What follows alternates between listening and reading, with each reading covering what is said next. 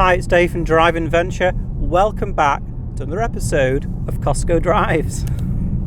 I'm here, thank you. That's right. I'm here.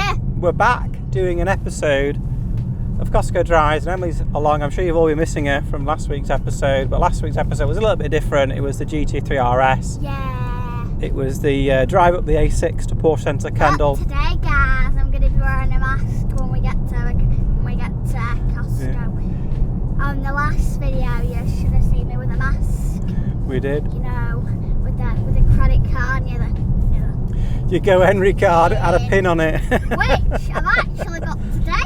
Back to this bumpy road again. So in today's episode, obviously what you're all going to wonder is Emily going to get a Starbucks? Yes, that is right. We'll have to see what happens. Anyway, I'm also getting one of those special cups. you've been given strict instructions. We'll see what happens. But I wanted to just cover off at the beginning of this video a little bit more about the Boxster 25-year edition, because I have a bit of a play on the configurator. And I think the thing that stands out to me about that car, apart from its rather fabulous GT silver colour and those Aurum lovely gold finish wheels that are very unique to that car, there's only going to be 1,250 examples. The other thing about it that's fantastic is it's going to be 400 horsepower and it can have a manual gearbox with an automatic roof. Now, the next step on from that is basically Spider level at 420, GT4 type level performance. So I think it's a very exciting car. Also, let's just talk a little bit about the base Carrera, which I've just reviewed on the channel. I mean, yeah, and we got a black flat tyre. That isn't a very well. We had that. It kind of went a bit wrong, but these things happen. Doing filming, sometimes things just crop up and things, kind of go a bit wrong, and you just got to kind of go into Plan B, Plan C. But anyway, I'm going to talk a little bit about the Carrera because I think less than £100,000. That car. Well specified, all the kit in it. I mean, a really great entry level price point for a 911, because that was the car I always wanted, was the 911. I mean, it's great, Caymans are great, Boxsters are great, and all the rest of it. But the 911 is the car, which I think is the standout car in the lineup. So, very accomplished car. I really enjoyed it. I'm going to make you use that to pay, not just for your Starbucks, but for mine as well. Yeah. Wow. But I think, as good as I am about talking about 56 on the car, about cars, I need to tell Emily, be better at telling Emily all about money, because basically all the money on a Go Henry card, we've put it on. 256 quid. But it's But it's actually our money anyway. So yeah, and after I'm going to Co-op, we'll have to see about that. Getting some stuff. And I'm also going to Okay, the next thing I want to talk about in today's video is what's happened to Porsche GT product overs. What's happened? There's been a few YouTubers that I've had a little delve into and watched a little bit of their content, and people are saying that the GT product's basically finished as an overs product. Well, I think the real test of that's going to be what happens with the GT3 and that 992 car, which a bit of a false alarm. I think a few people were thinking it was coming up.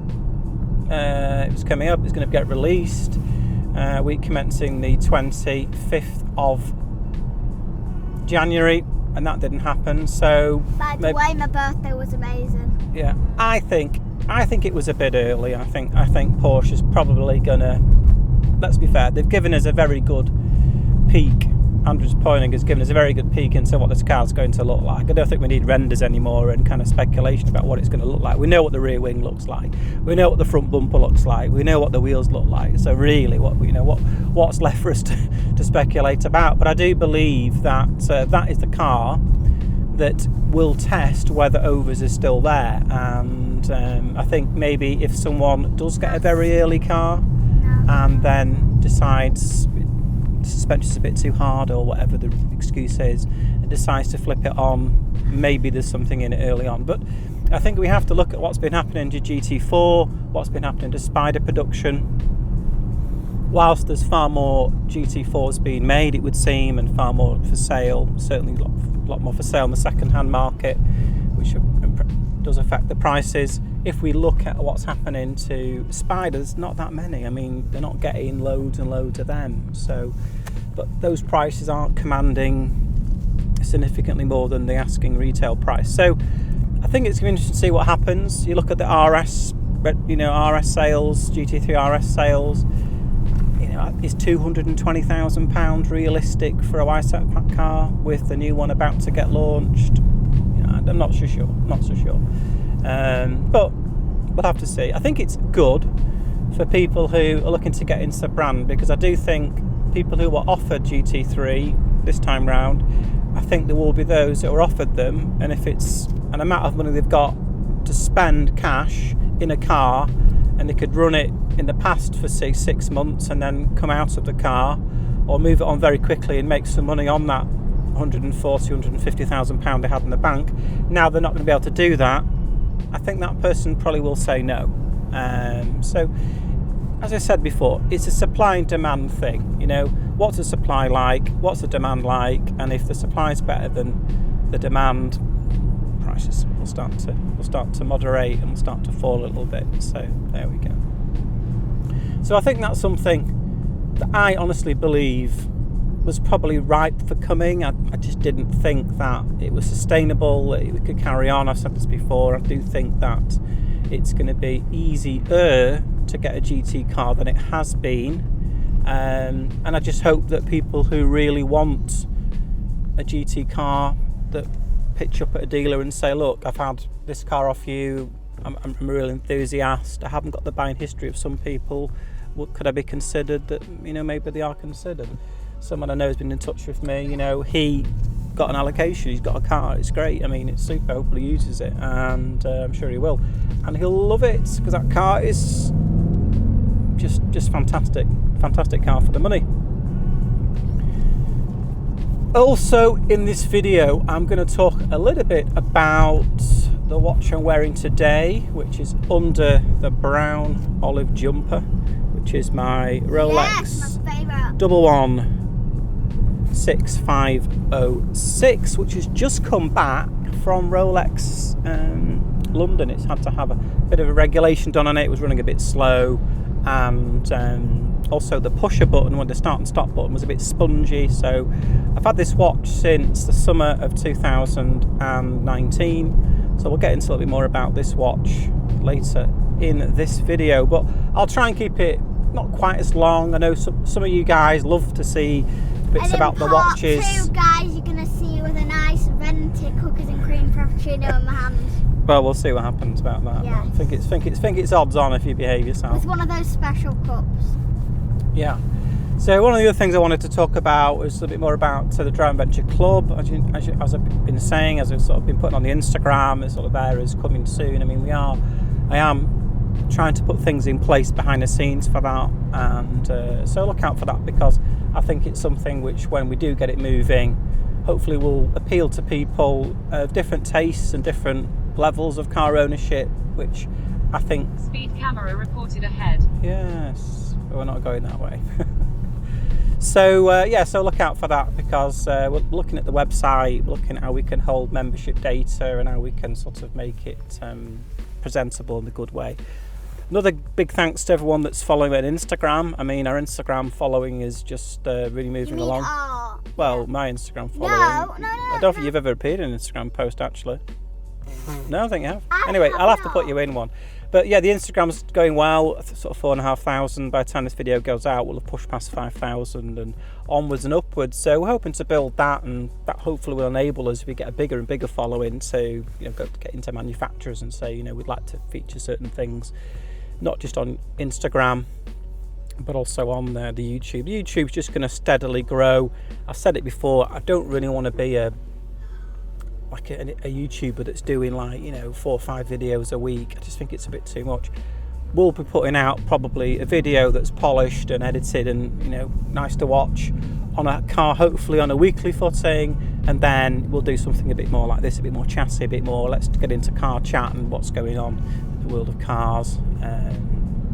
That's my plan. So The club's exciting because it's going to allow us to create more content, so we'll be able to feature the stuff we do, we'll be able to feature the meets, we'll be able to feature the trips, we'll be able to feature the tours, feature the meals out and the social stuff we're hoping to put on, which I think's missing from car clubs. There's lots of decent car clubs out there, but apart from the event itself, there's a bit of social that goes on, friendships are formed. Beyond that, I'm not sure there's not a lot of other stuff going on. So anyway, maybe I shouldn't be giving away all of my trade secrets, but in this sort of space, I suppose it's difficult not to show what you're doing and for other people to replicate it, I suppose. But anyway, so let me talk a little bit more about the watch I'm wearing today, the Rolex 116506. Now, the Rolex Platinum Daytona was a watch. I was looking at it as it was being launched, and I was looking at the photographs of it, and I was thinking, oh, it's a steel one, I'll be able to get that. Oh, it's amazing. Oh, look at that bezel. Oh, look at that lovely blue dial. And then I looked down at the press pack information, and you could clearly see from the price it was astronomically more expensive than a steel watch. So I think I'm right in saying the Rolex Platinum Daytona now is about £60,000. So it's a watch which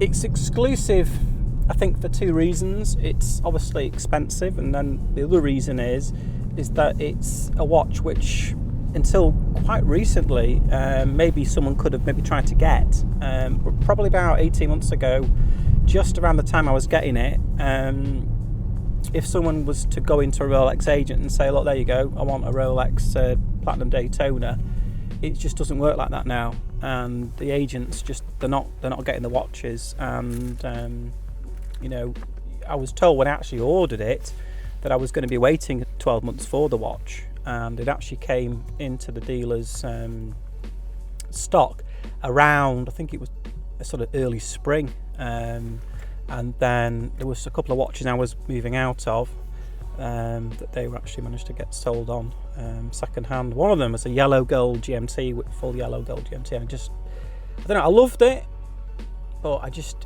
didn't. It wasn't a watch I wore a lot. So whoever got that watch got a watch which was so crisp, so clean, so new. You have a lot. Hardly wore it. So whoever bought that, they got a really good deal. And then I had a white gold Daytona, and that went in the deal. Don't you remember, Dad? You have a lot of watches. I do have a lot of watches, but But anyway, so I decided to get this one out of the out of storage because it's just, I don't know. I'll take it off in a minute, get a better idea of it. But what's happened to Platinum Daytona now really is, it's just, my understanding is they've got to submit an application to Rolex. This is the customer, this is his buying history, this is how long we've known them, and then they'll decide whether they allocate a watch. It's just like that. So they're not, if you thought an agent was getting like 4 or 5 of these a year, just not happening. Maybe if you're Harrods, maybe, I don't know, maybe that's more possible, but my dealer, this was a watch which I was told to expect a wait on, and then it came a bit quicker than I thought. So thanks very much to the guys at Whittles for getting it in and getting it onto my wrist sooner than expected. But it's a watch, again, it's in the overs category. It's a watch which, I've seen new ones, sort of year old, things like that, going for sort of 68, 65, 67. So I think the money's relatively safe. And of course the rumour is, when it comes to this particular watch, like some of the other watches, is it going to get discontinued? Wow. I think being a 50th anniversary watch has been made for a while now. I do wonder whether maybe that is coming into Rolex's thinking. But obviously it's making the money, but Rolex isn't short of money. We are here. And I think that it's a watch could well go. When that happens, well, I think you can imagine that the prices are going to rocket a bit more. So yes, we have arrived at Costco again for another pit stop for supplies. So here we go. So I'm just going to try and just show this watch briefly. Dad, are we going to do part 2 or not? Yeah, there'll be a part 2 because I think the viewers want to see you get your cookies and cream venti. So there we go. So this is the Rolex 116506. 6506. That's my favourite, It's the platinum Daytona, which commemorated just commemorated the 50th anniversary of the Rolex Daytona. I think the first thing about this watch that really stands out when you're wearing it or when you get it in your hands is how heavy it is. This is probably I don't know, maybe twice as heavy as a 18 karat gold watch. I think it's fantastic. I mean, I really love the brown bezel and the ice blue dial, those platinum inlays in the tachometer.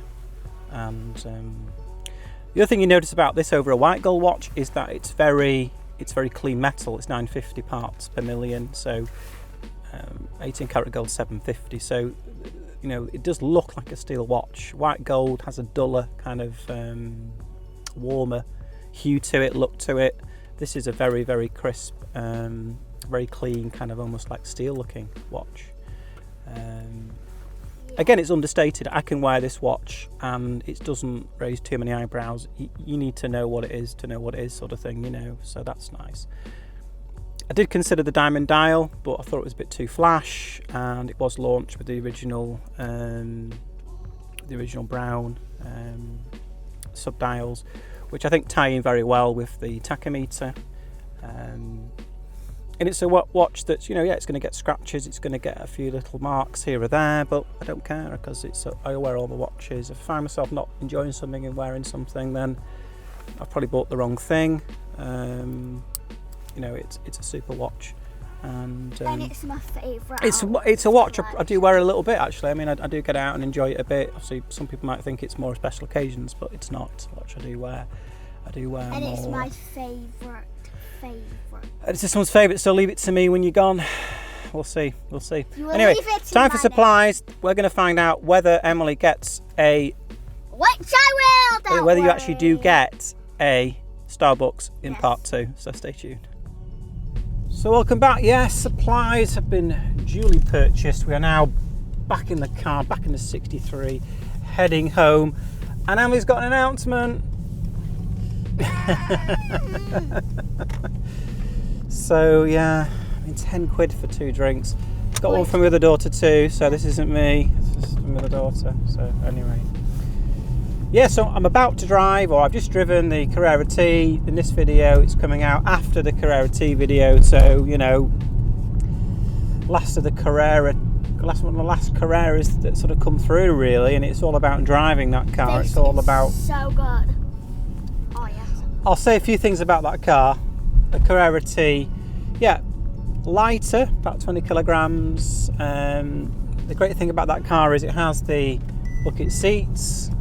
It's got a manual transmission, 7-speed as well, so it's not a GT car transmission. So that top gear is better, I guess, for fuel economy and this, that and the other. So she's so happy. So yeah, it's a great car in the lineup for Porsche again, and used examples are available for the T. There's going to be fewer of those than say standard base Carreras or Carrera S's. You're basically getting a Carrera S type spec car with the sports exhaust. But anyway, that's been covered off in the video. Hopefully you enjoyed that. So I also want to put a little request out, because I've been trying to see if I can speak to someone that has access to a 99 1.2 GT3 with a manual transmission. If anyone knows someone, who'd be happy for us to drive that car and feature that on the channel, because I think they are very few for sale. I think they are a car for me, which is going to do a lot of talking and evaluation stakes as the years roll on, because I think most people went for the PDK, and the manual cars earlier on, they were a little bit less popular. They didn't seem to sell too much. So I'm just kind of wondering whether or not the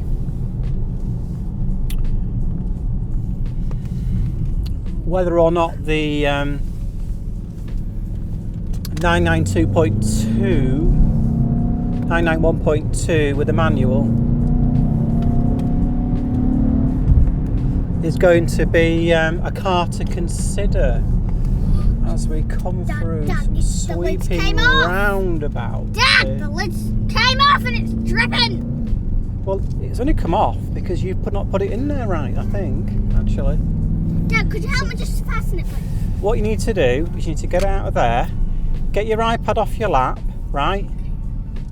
And then put it on something firm and press the lid down.